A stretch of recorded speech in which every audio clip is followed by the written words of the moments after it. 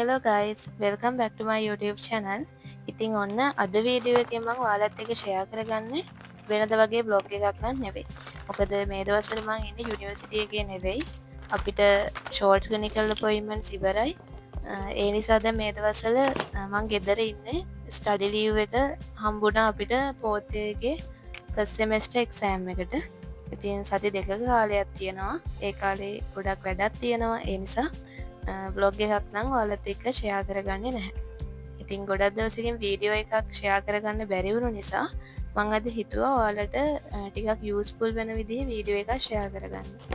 ඉතින් අද වීඩියෝ එකෙන් මම ඔයාලත් එක්ක කතා කරන්නේ ස්ටඩි ටිප්ස් 5ක් ගැන. මේ ස්ටඩි ටිප්ස් මට A level කරන කාලේදී ඒ වගේම ෆැකල්ටි එකේ එක්සෑම්ස් වලදීත් ගොඩාක්ම ප්‍රයෝජනවත් වෙච්ච ස්ටඩි ටිප්ස් ටිකක් තමයි අද වීඩියෝ එකෙන් මම කතා කරන්නේ. ඉතිං මේ ස්ටඩි ටිප්ස් ගැන අහන ගමම්ම මං ස්ටඩි ටයිම් ලැබ්ස එකකුත් ඔයාලත් එක ෂෙයා කරලා තියෙනවා. ඒකත් ඔයාලා එන්ජොයි කරන්න. මගේ පළවෙනි ස්ටඩි ටිප් එක තමයි ටුඩු ලිස්ට් එකක් හදාගන්න එක. ඉතින් ඔයාලා දන්නවනේ ටුඩු ලිස්ට් එකක් හදලා වැඩ කරනවා කියන එක දැන් ගොඩක් දෙනා කරන දෙයක්. මොකද ඉස්සර වගේ නෙවෙයි දැන් ගොඩක් ස්ටඩි ටිප්ස් ගැන වීඩියෝස් ඒ වගේ දේවල් ෂෙයා වෙනවා. ඒවත් එක්ක ගොඩක් අය ටුඩු ලිස්ට් එකක් හදලා තමයි වැඩ පටන් ගන්න.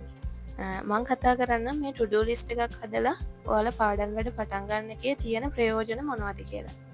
පළවෙනිම දේ තමයි ස්පෙෂලිම එක්සෑම් එකක් වගේ කාලයකට මේක ගොඩාක්ම වැදගත් වෙනවා.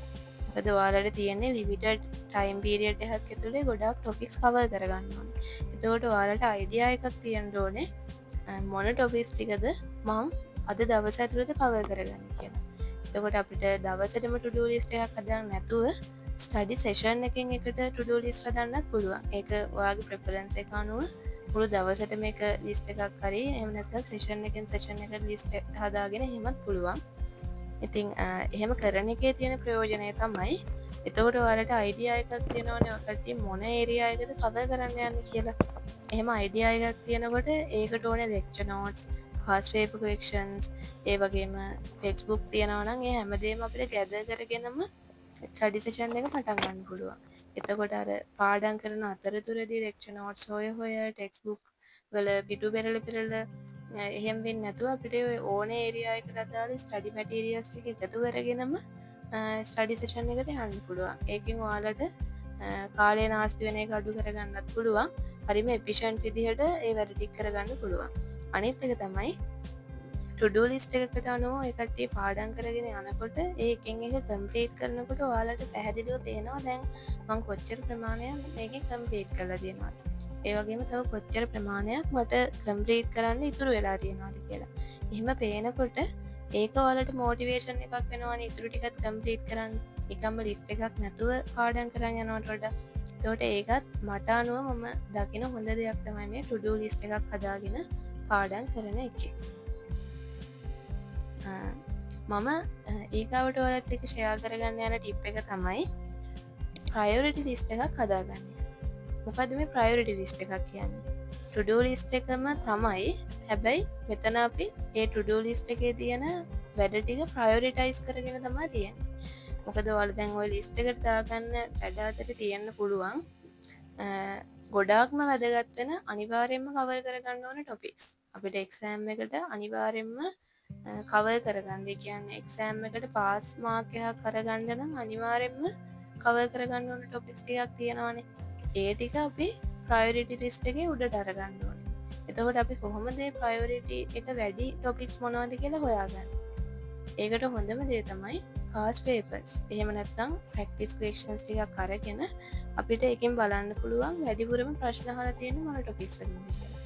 ඊට පස්සේ ඒ ටොපික්ස් ටික අපිට ඒ පිළිවෙලට ටුඩු ලිස්ට් එකේ උඩ ඉඳන් මේ පහළට ඒ ප්‍රයොරිටි එක අඩු වෙන පිළිවෙලට පෙළ ගස්ව ගත්තා නම් ඊට පස්සේ අපිට ඒ ටොපික්ස් ටික කවර් කරගෙන යන්න අපිට පාස් පේපර් එහෙම කරනකොට ඒක තේරෙනවා ලකුණු ටිකෙන් ටික වැඩි වෙනවා කියන එක. දැන් මම ඔයාලත් එක්ක ෂෙයා කරගන්නම් මගේ තුන්වෙනි ස්ටඩි ටිප් එක.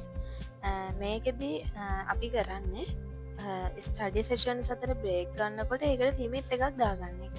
ඒ කියන්නේ අපි ස්ටඩි කරනකොට අපි අතරින් පතර බ්‍රේක්ස් ගන්නවනේ. ඒ වුණාට ඒකට ලිමිට් එකක් නැති වුණහම තමයි අපි සෝෂල් මීඩියා යන්න ඒ වගේ දේවල් වලට වෙලබිලා ආයේ පාඩම් කරන එකේ තියෙන ප්‍රොඩක්ටිව් බව නැති වෙන්නේ. ඉතින් ඒ නිසා අපිට පුළුවන් යම්කිසි කාලයක් පාඩම් කරාට පස්සේ ඒ පාඩම් කරපු ප්‍රමාණයට අදාළව බ්‍රේක් එකක් අරගන්න. ඉතින් මේකට තියෙන හොඳම මෙතඩ් එකක් තමයි ප්‍රොමඩෝර ටෙක්නික් එක. ඔයාලා අහලා ඇති මේ ටෙක්නික් එක ගැන. ඒකේ තියෙනවා එක්ක අපිට 25 මිනිත් වැඩ කරලා 5 මිනිත් බ්‍රේක් එකක් ගන්න පුළුවන්. එහෙම නැත්නම් 50 මිනිත් වැඩ කරලා 10 මිනිත්ස් බ්‍රේක් එකක් ගන්න පුළුවන්. එතකොට මේ දෙකෙන් එකක් ඔයාලට තෝරගන්න පුළුවන්. ඔයාලගේ ඇටෙන්ෂන් ස්පෑන් එක අනුව ඔයාලට වැඩි වෙලාවක් කන්සන්ට්‍රේට් කරන්න පුළුවන් කෙනෙක් නම් 50 මිනිත් වැඩ කරලා 10 මිනිත්ස් බ්‍රේක් එකට යන මෙතඩ් එක ගන්න පුළුවන්. එහෙම නැති කෙනෙක්ට නම් 25 minutes and 5 minutes A method එකට යන්න පුළුවන්.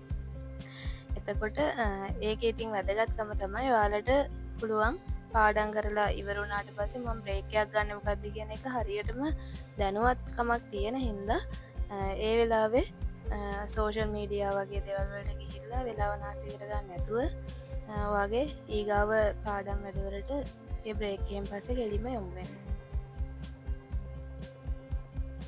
මම දැන් ස්ටඩි ටිප්ස් 3ක් කතා කරා. ඒ ටික ආයෙ මතක් කරොත් to do list එකක් හදන එක, ඊට පස්සේ ඒකේ තියෙන ටොපික්ස් ටික ප්‍රයොරිටයිස් කරන එක, තුන්වෙනියට මම කතා කරේ ඔයාලා බ්‍රේක්ස් ගන්නකොට ඒකට ලිමිට් එකක් දාගන්න එක. ඒ කියන්නේ බ්‍රහ්මදෝර ටෙක්නික් එක වගේ ටෙක්නික් එකකට අනුව පාඩම් කරනවා කියන එක. දැන් මම හතරවෙනි ටිප් එක ඔයාලත් එක්ක කතා කරන්න. ඒ තමයි ඇක්ටිව් රිකෝල්. ඒ කියන්නේ ඔයාලා පාඩම් කරපු දේ ඔය කට්ටිය ඇක්ටිව් විදිහට තමයි ආයේ ඔයාලගේ මතකයෙන් එළියට ගන්න ඕනේ. ඒ කියන්නේ ඔයාලා උදාහරණයක් විදිහට ගමු මොකක් හරි එක ලෙසන් එකක්. එහෙම නැත්නම් කැම්පස් යන කෙනෙක් නම් එක ලෙක්චර් එකක්. ඒක එකපාරක් හරි කියවලා තියෙන එකක් නම් ඔයාලා දෙවනි පාරත් ඒක මුලින් ඉඳන් අගට කියවනවා නම් ඒක ඇක්ටිව් රිකෝල් කියන එකට අයිති වෙන්නේ නැහැ. එතකොට ඔයාලා කරන්න ඕනේ දේ තමයි එකපාරක් හරි ඔයාලා මේ ලෙක්චර් නෝට් එකක් හරි මොකක් හරි චැප්ටර් එකක් කියවලා තියෙනවා නම් ඒක දෙවනි පාර ඔයාලම මතක් කරගන්න උත්සාහ කරන්න ඕනේ. ඒ පොත දිගාරින්න හරි එහෙම නැත්නම් ඒ ලෙක්චර් නෝට් එක බලන්නේ නැතුව. එතකොට තමයි ඒක ඇක්ටිව් රිකෝල් එකක් විදිහට සැලකෙන්නේ. අපේ ලොන්ග් ටර්ම් මෙමරි එකට අපි පාඩම් කරන දේක් ඇතුළු කරගන්න නම් මේ ඇක්ටිව් රිකෝල් කියන මෙතඩ් එක ගොඩක් වැදගත් වෙනවා. මේකට අපිට පාවිච්චි කරන්න පුළුවන් එක එක ස්ටඩි මෙතඩ්ස් තියෙනවා. ඒකෙන් එකක් තමයි අපි කියන්නේ ෆ්ලෑෂ් කාඩ්ස් කියලා. ඔයාලා දන්නවත් ඒ සමහරට ෆ්ලෑෂ් කාඩ් හදන විදිහ. ෆ්ලෑෂ් කාඩ් එකක් හදනකොට කරන්නේ අපි කාඩ් එකක් අරගෙන ඒ කාඩ් එකේ එක පැත්තක අපිට ලියන්න පුළුවන් ප්‍රශ්නයක්, අනිත් පැත්තේ ප්‍රශ්නෙට උත්තරේ ලියන්න පුළුවන්. එතකොට මේකෙදී අපි ෂෝට් ෆෝම් එකෙන් තමයි මේ ප්‍රශ්නේ උත්තරේ ලියන්නේ.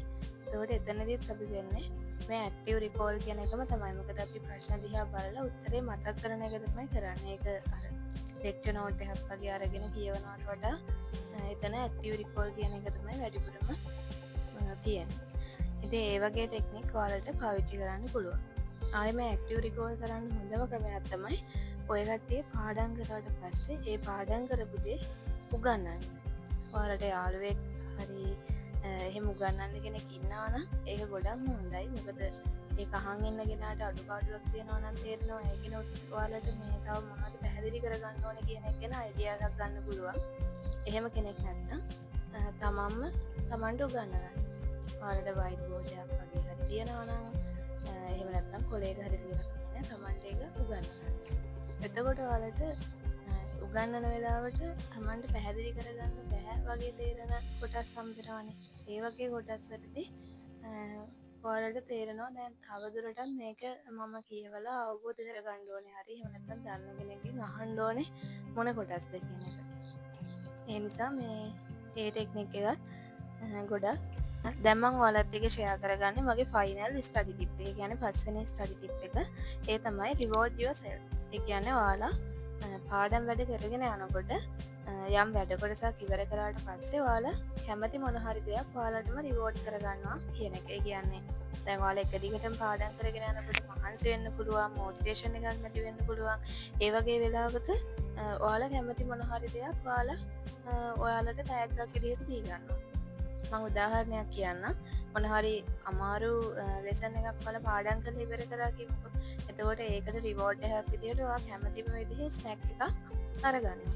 එතකොට ඔයාලට ඒ පාඩම් කරගෙන යන වෙලාවේ රිවෝඩ් කරගන්නවා කියන එක මතක් වෙනකොට ඒ පාඩම් කරන ටික කරගෙන යන්න ඒක මොටිවේෂන් එකක් වෙන්න පුළුවන්. ඉතින් අද වීඩියෝ එකෙන් මම ඔයාලට පුංචි ස්ටඩි ටිප්ස් පහක් තමයි අරගෙන ආවේ. මේ ටිප්ස් ටික ඔයා හරියට යූස් කරොත් මේකෙන් ඔයාලට ලොකු රිසල්ට් එකකට යන්න පුළුවන්. ඉතින් අද වීඩියෝ එකෙන් ඔයාලා මොනවා හරි දෙයක් ගන්න ඇති කියලා මම හිතනවා. ඉතින් channel එකත් එක්ක දිගටම එකතු වෙලා ඉන්න. මොන හරි අඩුපාඩු තියෙනවා නම් කමෙන්ට් කරන්න. ඒ වගේම ඔයාලා දන්න වෙනත් ස්ටඩි ටිප්ස් මොන හරි තියෙනවා නම් ඒවත් අපිත් එක්ක ෂෙයා කරගන්න. ඉතින් අදට වීඩියෝ එක මෙතනින් ඉවර කරනවා. වීඩියෝ එකත් එක්ක රැඳිලා හිටියට ඔයාලට ගොඩක් ස්තුතියි. ඉතින් පරිස්සමෙන් ඉන්න. බයි.